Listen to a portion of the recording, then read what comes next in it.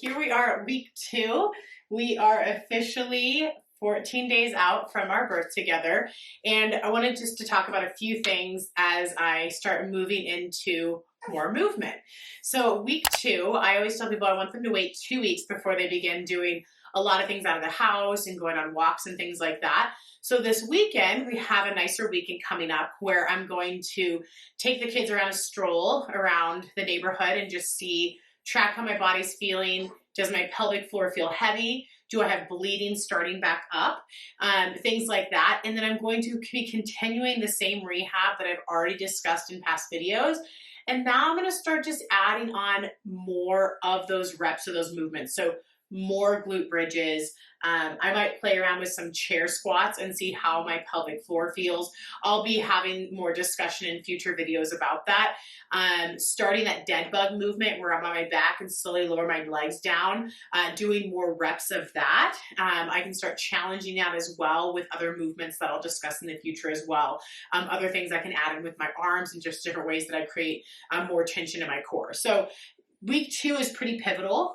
For me, I have had a few days where, because this is my 4th kiddo, I've been doing a little bit more because my husband's at work, and so I've been doing more around the house. And as much as I try to batch things out, like batch a bunch of snacks so I don't have to get up and down, the fact is that I'm doing a little bit more than if I just had one kiddo and was just laying on the couch.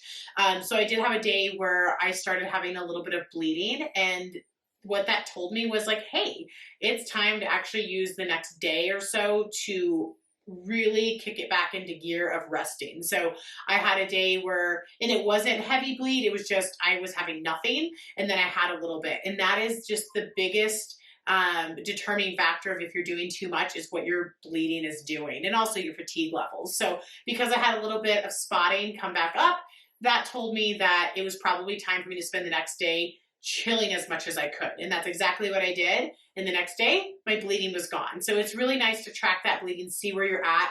And even if you're like, I'm not doing that much, your body's going to be the tell sign of like, yeah, you were doing too much. So that was my case.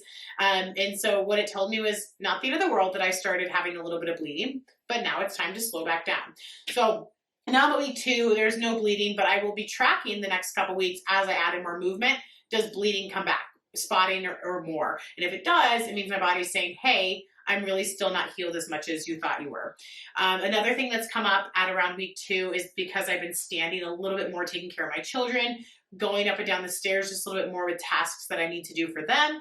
I've noticed my pelvic floor feeling, I don't want to say heavy, but I'm noticing it and realizing that it needs to rest a little bit more. So it feels heavy for you. You've noticed bulging when you're wiping.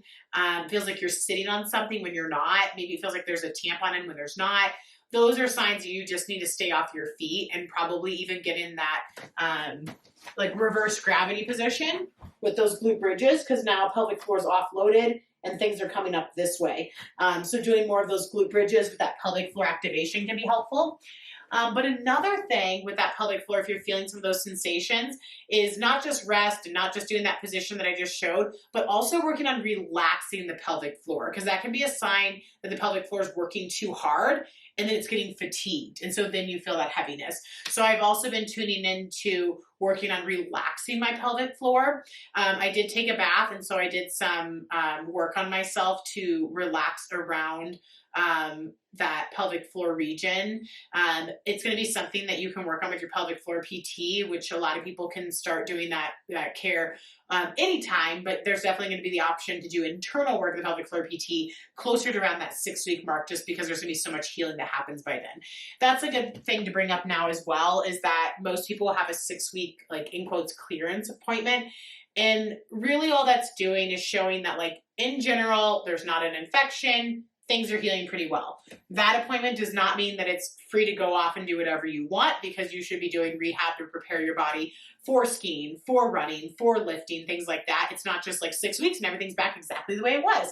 However, with that being said, 6 weeks is a common point that there is good amount of healing that has occurred. And so a lot of people are starting to feel a lot more like themselves and ready to start embarking on that rehab that'll get them back into the movements they want to do. So 6 weeks is a really nice timeline for a lot of healing, but not for full healing. So as opposed to getting the green light to do whatever, we should get the yellow light of like, you can start doing more and then stack on gradually that rehab movement. So week 2, or entering week 3, week 2 is done. I'm going to be continuing doing the rehab that I've already talked about.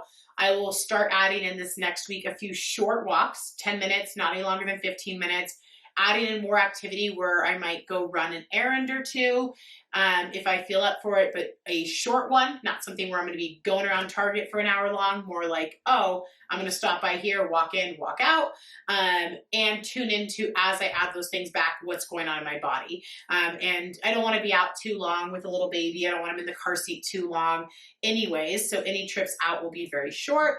And with the walks, I will start off with a stroller walk, just so I don't have the weight of a walk and that pressure walking on that pelvic floor plus weight of baby. And then once I've done my initial few walks, if it feels okay, then I will add him on and use a baby carrier.